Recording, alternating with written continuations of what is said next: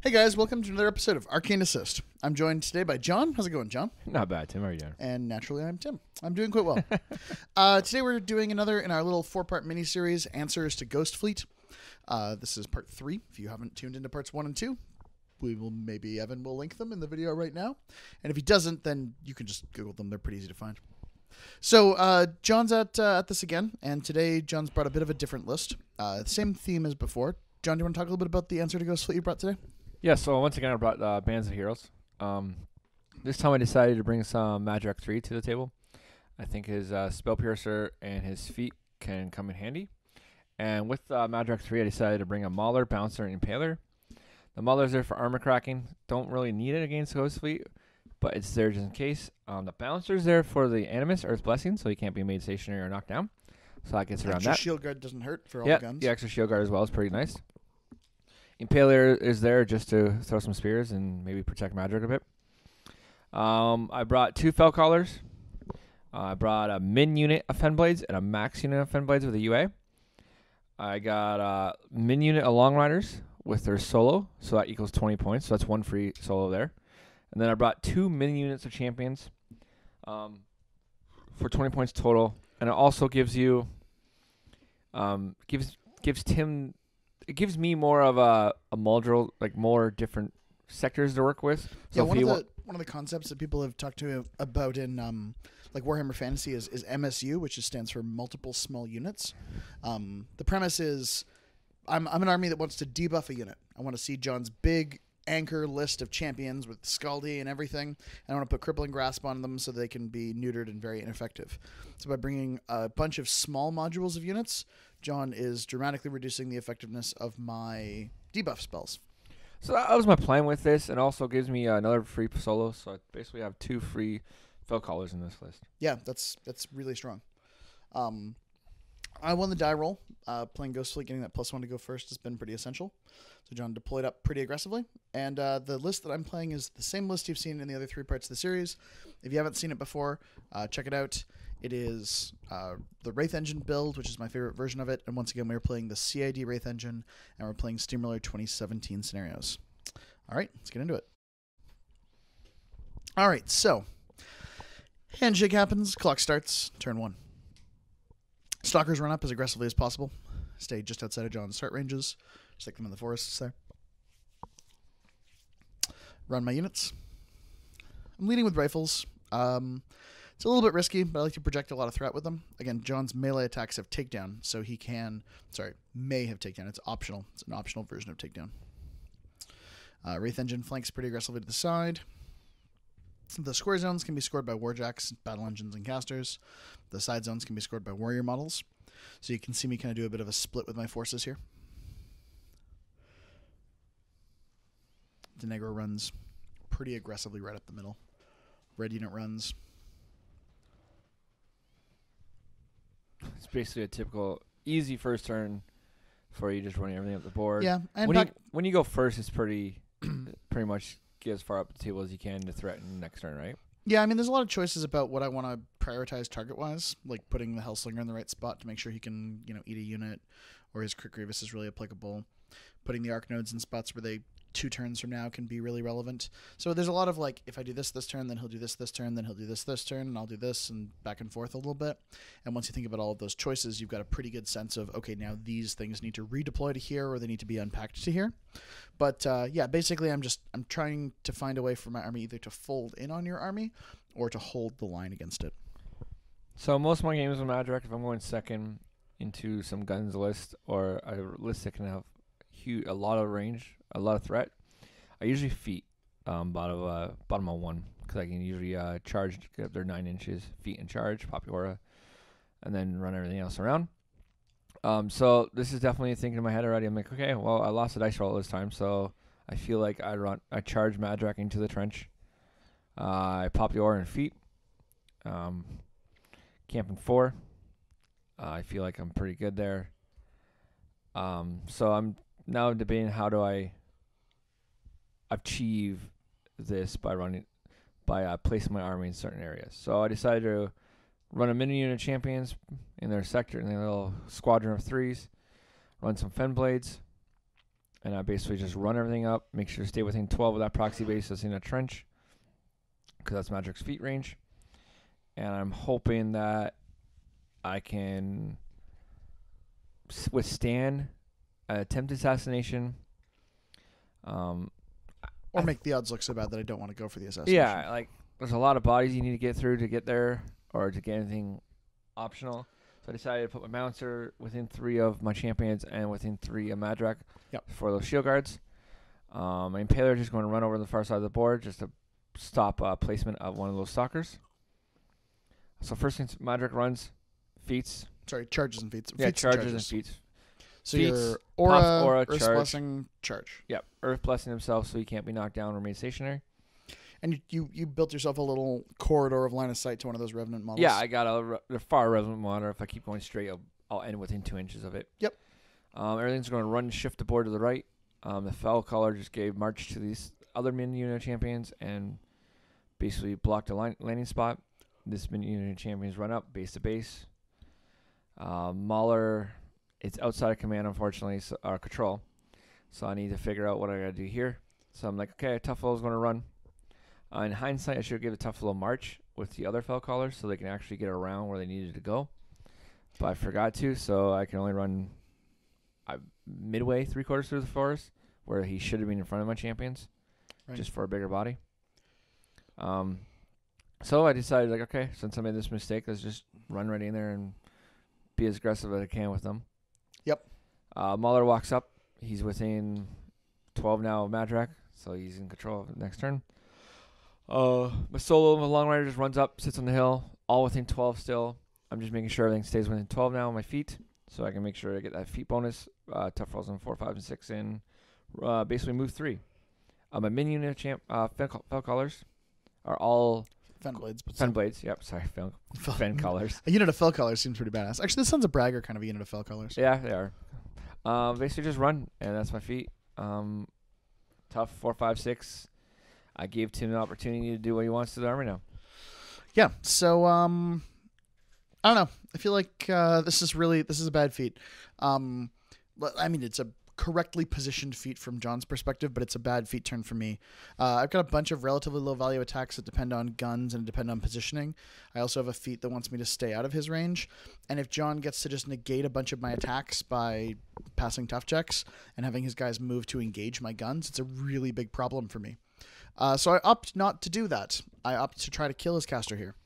Deneghra's in a position where I think I can Venom, and I can boost a Crippling Grasp, and I can Feat, and I can stay pretty safe doing those things. So I decide, even if it's not likely that I'm going to kill Madrak this turn, I want to at least put a bunch of pressure on him, and then maybe put myself in an opportune turn down the line to really do actual work. If Madrak has to commit a lot of resources to keeping himself safe, he can't commit a lot of resources to making his army really powerful against me. So I guess I'm just trying to bully him so he has to not cast Fortune next turn or something like that. So the plan takes shape. Begins with an Arc Node. The Arc Node needs to line up so that it gets line of sight to Madrak and so that it can land a good spray. Because I need a spray to put damage into and eventually kill the Fellcaller hero behind Madrak, because that's where I want to land the Stalker that I was able to allocate 1 focus to. Madrak's camping 4, so he's pretty tough to kill, and I can't knock him down with Scourge, but I'm hoping with Crippling Grasp I could just upkeep Crippling Grasp on him for a while, and that seems like it could be the route to success against him later on. Because he's a kind of a do-work caster who wants to be a really tanky stat line up the board, and I want to say no. I want to be Deneghra and say I don't like it when you do that. Yeah, -2 speed, -2 strength, all that stuff is pretty strong against Madrak, who wants to be in the middle of the army and just throw some spears. And it's a thrown weapons. The -2 strength affects his ranged attack. That's a big deal for me. Like that's something I really, really want to push. So I measure out where I think my Arcane needs to go, throw down one of my proxy bases for the turn, and I apparate some Banes. The Blackbanes specifically. They're not actually Banes. They're Blackbane's Ghost Raiders. They're Revenant models. So they position. I can only get probably 1 charge on Madrak based on where I've got lines and where the distance allows itself. He's got a shield guard. He also personally is a shield guard, so it's going to be hard to kill that Fellcaller with a gun, and it's also going to be hard to get really quality shots in on Madrak. But we're doing it live, because I don't really want to put a ton of shots into Fenblades this turn. So you do feet. Yep. Deneghra moves up fairly conservatively. She walks through the objective, which you're allowed to do now. And she feats. She gets most of John's army. Misses a bunch of Fen Blades on the top. And she misses the Mauler and misses the Impaler. Gets Madrak, which is the important part.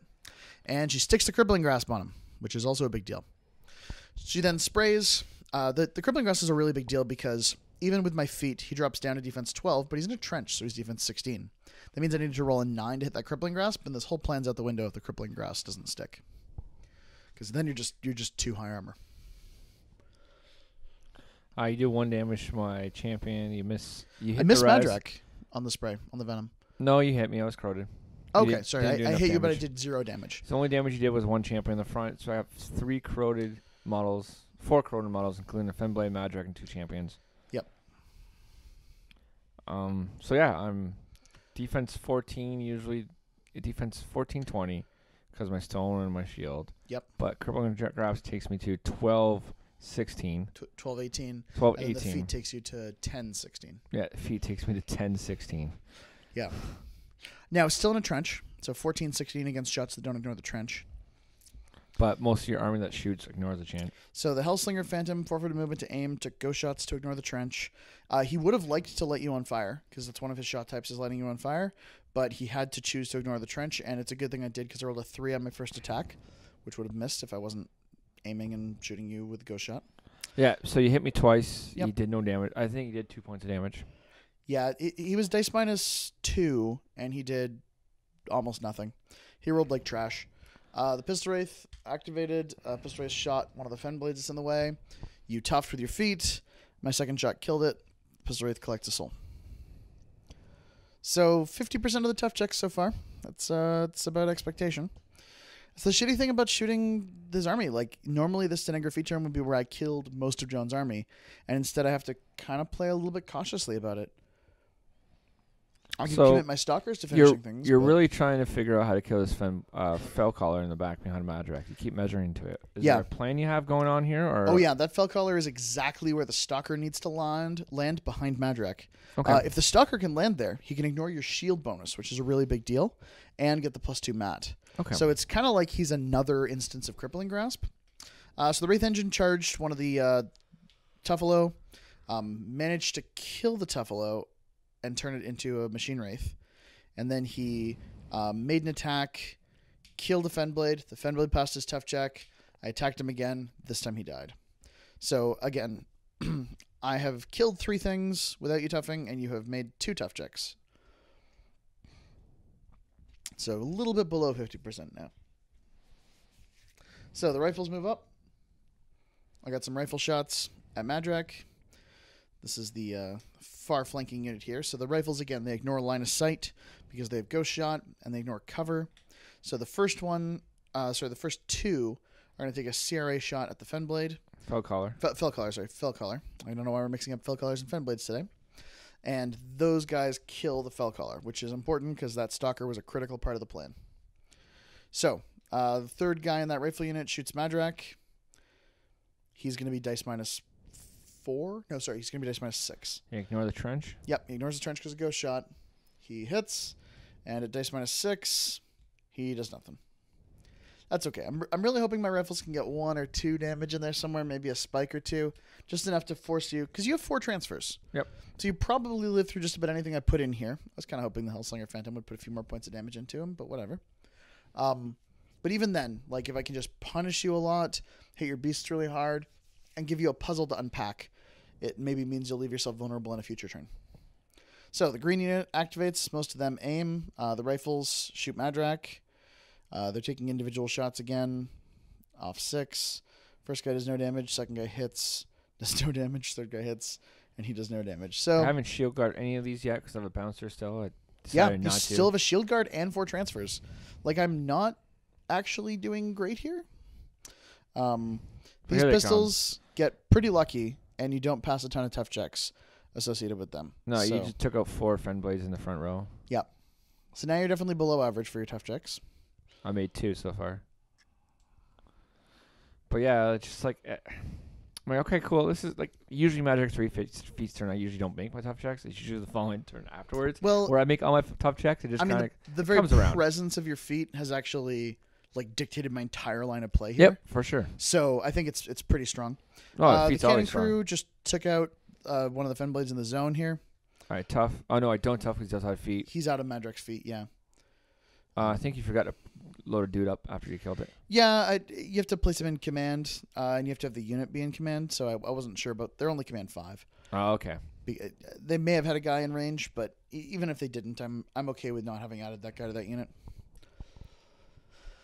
Now we're proxying where the Stalker can jump and where he needs to be to get there. Yeah, I was pretty sure the Stalker's vector was clear to land where the fell color was, but we want to like kind of be pretty precise. You had to about actually cut it a little. Had to bit. cut it a little closer, actually. Yeah, so I ended up having to go to a slightly different vector, but I still definitely needed to kill that fell color. Yeah. And so we're able to replace the models, and then it's just a matter of, does the Stalker go next? With his jump, he's going to have 2 attacks and 1 that he can buy.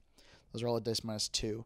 So I'm expecting him to do 15 damage, maybe get a spike in there if he's lucky, and at least force John to transfer a couple of times. Plus tag him with that Grievous effect, meaning he won't be able to heal, and he won't be able to tough if for some reason I get him low. Defense 10 in the back. 8. 8 in the back? Yeah. Wow. Hits. I'm armor minus my shield. Armor like 14. Yep. -2. I do a few points of damage. I transfer. You do 8. You do 8. I transfer. You do 8 again. Yeah, the Stalker spikes transfer. here. He eats those transfers pretty effectively.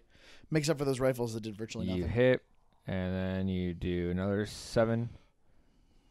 You did Sorry, 5. it's -2, so that one's 5 damage. I You took take that 5. You made me transfer 3 though, to my 4 transfers. So I'm staying on 2. Should be 1 now. Sorry, if you've transferred 3 times, it's 1. But I think you've actually only transferred twice. I transferred twice or 3 attacks. Yeah, 3 attacks. You ate 1 of them. Transferred twice. Yeah, he rolled 8 on 2 attacks, and I'm like, oh, he rolled 5. I'm like, I gotta take it. I should have transferred it so I wouldn't be grievous wounded, but no, I still would have been grievous. Yep, you're still grievous wounded. Yeah, so I transferred the 2 8s and hit a 5 hit me. Next up, some shots.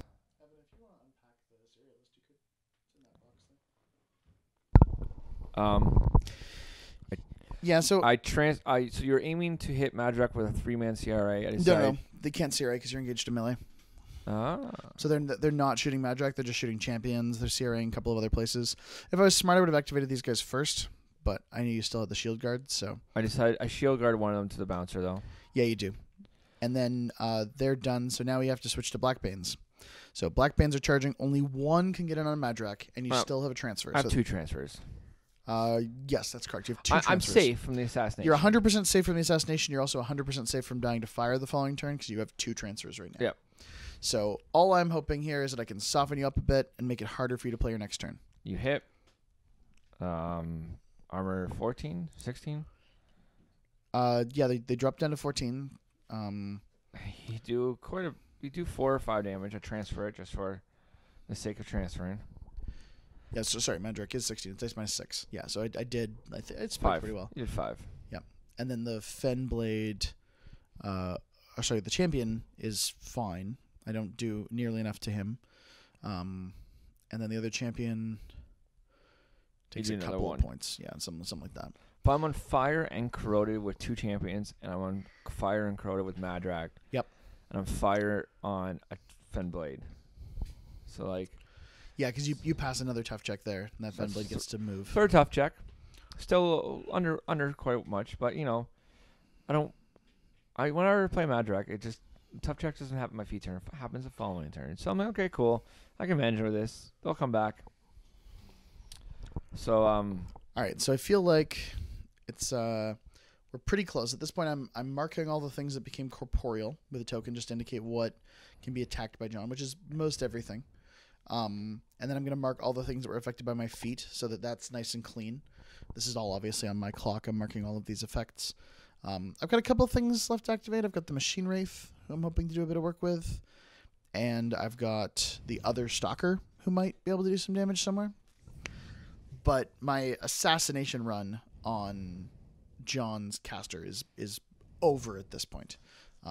Bullied him pretty hard. Like, I think forced you to have a really puzzling turn. He's a really tanky caster. So, like, you had Crippling Grass, you had his feet, you had Dark Shroud, right? No Dark Shroud. No, what's a Stalker do? Has your back arc. Back arc, so -2 shield. So that's what it is. So, like, a lot came to it, and it was close. So right now we're measuring 14 to see if my Mauler is in your feet or not. It's close. It's like within a quarter of an inch. But we determined that he is out. Out by not a lot, but out by a little tiny bit. So we checked that, managed to replace everything, quickly proxied it all, so it was pretty easy to do. And there you go. That's the Mauler is out. That's a big deal. Because that's a Mauler that can probably do some good work this turn. It gives me the chance of charging your Wraith Engine with my Mauler and hopefully taking it off the table. Yeah, it's corporeal now. And the Mauler is power strength, what, 16? 16. So your dice -2, assuming you don't rage. And you have like 8, 10 attacks of that? 5, 6, 7 attacks. 6 attacks because you have to charge. Yeah. You should still do it. You should do it pretty comfortably. Your little new dude, Mini Wraith Engine, kill the guy. Mini Wraith Engine, I like that. Yeah, the Machine Wraith moves over and he kills the Fenblade. Chooses to kill the last Fenblade who's outside of John's feet so that it's a little less intimidating. And then the Stalker moves up. Stalker puts a couple points of damage into a Tuffalo. And it's Grievous, so no tough check on that. So he's killed 2 Tuffalos, a few Fenblades. A lot of Fenblades. Put a bunch of damage. 10 Fenblades, bunch of damage, and 2 Tuffalos. I'm doing fires. Fire goes out, corrosion stays. It's not 10 Fenblades. It's like 6, right? 5 from one unit. No, 4 from one unit and 8 Fenblades. Sorry, the one unit at the bottom is a min unit, right? Yep. They only had 6, so I've only killed 3. So 7 Fenblades. Okay, 7 Fenblades. Yeah. And a Fell Collar. Not bad for, going for the assassination, but ending up switching it halfway through to do as much damage as you can to everything else. A little attrition oriented. Fire goes out on Madrak, but he takes corrosion. Big deal. It is a big deal. Yep. But the corrosions, it'll keep ticking away. The problem here now is I have a Stalker in my back. I have 2 Blackbanes right on Madrak. I have a lot of issues here right now, and I'm -4 strength on Madrak right now. Yeah. So I need to figure out what to do here, and I'm like, okay, I got to activate some Fenblades. I need to do some Vengeances. What do I need to take out, and how do I do it? Important question. You ended up cutting here. What's Madrak's health situation like? Down to 7. 7 boxes, and grievously wounded, so he can't be healed this turn. Correct. Grievous wounds no longer prevents transferring, but it is a pretty big deal not being able to heal.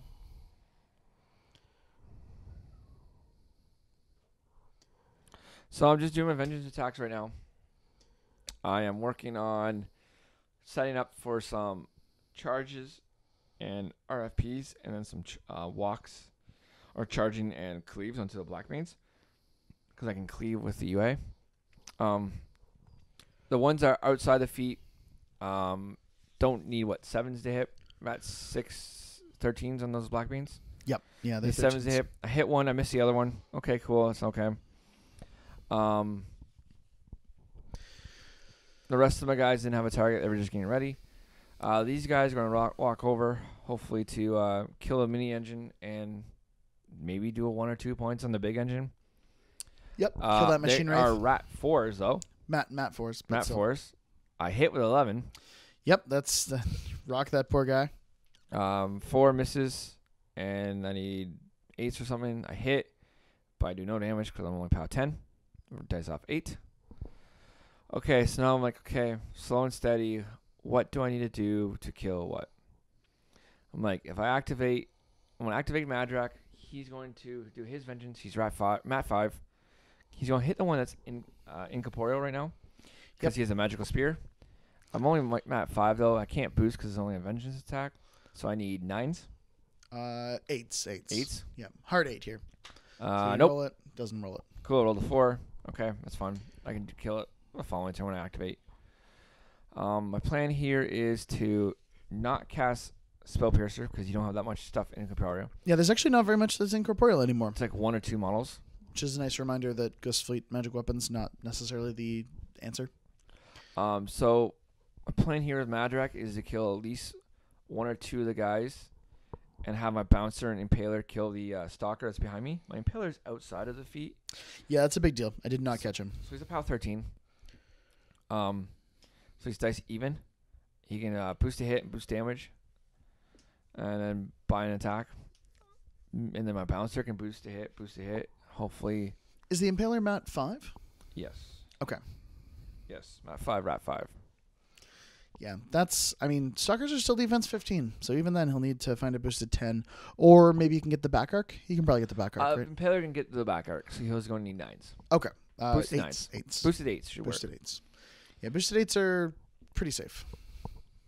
So the goal of the Stalker there is to create a puzzle for you. Like, it it's is kind a of puzzle. a must-answer piece. I need to throw two lights on him. If the first one cripples its movement, it becomes dramatically easier to remove him. So I'm just trying to puzzle things together right now. I'm working on, do I activate Madrak first, try to kill these guys in front of me? Do I do the Fen Blades first? Could I do the Fen Blades? They can maybe cleave and kill a couple of these Blackbanes in my way. Yeah. Just a lot of trying to figure out things. I also have this, the Hellslinger Phantom. Phantom I need to worry about. Because he stood there and, the Hellslinger Phantom's the one behind him. You're thinking of the Pistol Wraith. The Pistol Wraith. The Pistol Wraith has a soul right now. So if he takes a shot at you, he could certainly boost damage. And because he has 2 shots, he can say, first shot, do you shield guard? And you're like, yes, I shield guard. Okay, I won't boost that one. Yep. Second shot, now that you can't shield guard, boost damage on that. So it's a puzzle. I'm just trying to think here. I got time. I'm good on time. Like I'm pretty safe. Oh yeah, clockwise, I'm behind. Yeah, by about you 15 had a minutes. 20-minute turn last turn, but you got a lot of done, and you set up for an assassination, which you kind of put me in a pickle here. Madrak goes. That's what we describe sometimes as a pressure. Misses with 10 on dice. No, Bouncer goes. I need 11. I boost a hit for 11, missed. I boost a hit 11, I miss. And I try to roll a hard 11, and I miss. So the Bouncer could not get into the Stalker's back arc and is Mat 4. That's why I need 11s. Right? Correct. Okay. So the Impaler has a back arc. I boost a hit for 8, I miss. I boost again, buy and boost, and I miss. That's rough. 9 misses. That's super bad. You missed the 8 tit because you're an 8 tit in the back. Yeah, so I missed. Yeah, you rolled a 6 and then a 7, I think. Yeah, so I missed quite a bit of Yeah, that's boosted 8s and boosted 11s. So for the Bouncer and the Impaler have both missed the Stalker entirely, which stops them from being a nuisance puzzle to being a real problem. Being a problem where I need to figure out what to do now, or else Madrak is going to die to a Stalker. The same Stalker that basically put him in this position. Yeah. Stalkers. I can get one champion on you who's now Mat 5. Needed 11s to hit. 10s. 10s to hit. 10s to hit. That's okay. 7 goes down to 5. Woo. So here I go. Okay. Champions can be champions. Oh. All right. Champion turns around. The other couple fan out a little bit. The other couple will just kind of back up to stay within. Gonna maybe hit some Blackbanes or whatever. Yeah. All right. Champion, hard 10, rolls it, hits the 10. Rolls 4 for damage. And because of Master Strength, it rolls for 4 for damage. Okay, does nothing. Cool. Okay. Second attack kills a Blackbane. Or the second champion kills a Blackbane, hits it. Hits a 10 again for another Blackbane, kills it. Cool. Okay, I can hit them there. So champions rolled a whole bunch of 10s, but the guy who hit the Stalker rolled a 4. He made 2 attacks and one of them missed, but the one that hit, he rolled a 4 no for damage. Yeah. Because their power strength 11 goes base, down to 9. Goes down to 9 because of the feet. So he's off actually dice 5, minus 4. Off 4. And yeah, I rolled a 4 and did no damage. Yeah. It's pretty rough. These Fen Blades are going to walk. You could imagine a world in which that champion just takes out movement, just like trucks him. Possible. Has a second attack where he finishes him. Like it has happened before. So now these Fen Blades are just going to walk though, because half of them can't run a charge because of your feet. So I figure if I just walk, I can get more guys to do stuff. So I decided to walk the guys that are outside your feet into the melee ranges of a few of the guns and stuff like that. I'm hoping to RFP the guns so you can't bring them back. Yeah, get rid of some rifles. So Blackbane, I miss. This was one that was outside your feet. Yep. This is another one outside your feet. I miss. The problem is they even the ones outside of feet need 7s. So then the ones defense 13. Ones in your feet, miss. This guy outside your feet hits. Need to roll 5. I do it because he's about 12 because he was outside your feet. I cleave. I miss. Walk up. I miss. Oh no, I hit. Sorry, and I RFP it because I don't want to cleave. Right. No, repo 3 forward. So yeah, out of all my attacks, I killed one guy. Two guys. Pretty rough right now. It's looking rough. I have a Stalker in my back arc. I have 2 Blackbanes in my melee of Madrak. And all I have on that side of the table is Madrak to activate. It's not looking good on that side of the table right now. So let's go to a different side. Yep, let's back to Madrak later. Let's come back to this later. So these guys are dice off 8. Two attacks miss. 1 attack does nothing. Cool. Next up. Defense 12 on the Wraith Engine on that feat turn is surprisingly effective. Yeah. Drops you down to mat 4 and I need you 8s. Yeah. This guy walks up. He's a mat 7 or 8. Goes down to 6. I need 7s. I miss. And I wrote the mount attack. A mount and mace both miss. This guy's a mat 5. Yeah, because you're hitting the Stalker, right? You're looking for 10s to hit him. And both misses again.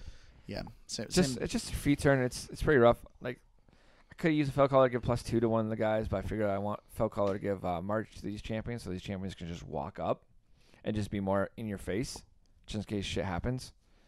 Like if I survive, if I can kill his Stalker or Madrak, I feel a little comfortable.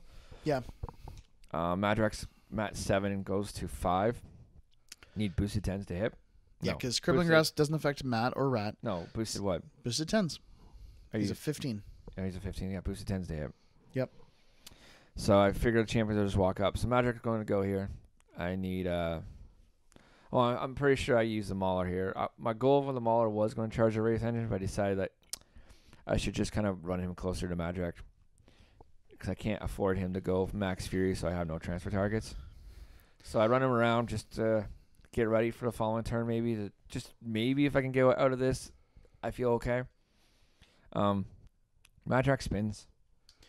He has 2 Blackbanes and Stalker to deal with. So he's going to try to deal with the Stalker. I feel like I deal with the Stalker. I missed a boosted 10. I missed a boosted 10. Okay, I decided not to buy or anything. I decided to camp 3 and pass the turn. Like, that was a really heartbreaking turn, John. I'm not going to lie. Miss boosted 8s, miss boosted 10s, and just it was That's tough. Stalker. He was just a dodgy fella. Yeah, just. Deneghra allocates 2 to the Stalker and upkeeps Crippling Grasp on Madrak. Go figure. Yeah. I mean, I apparate the Blackbanes. They teleport into some slightly better positions, but like it's Stalker time. I gotta be that guy.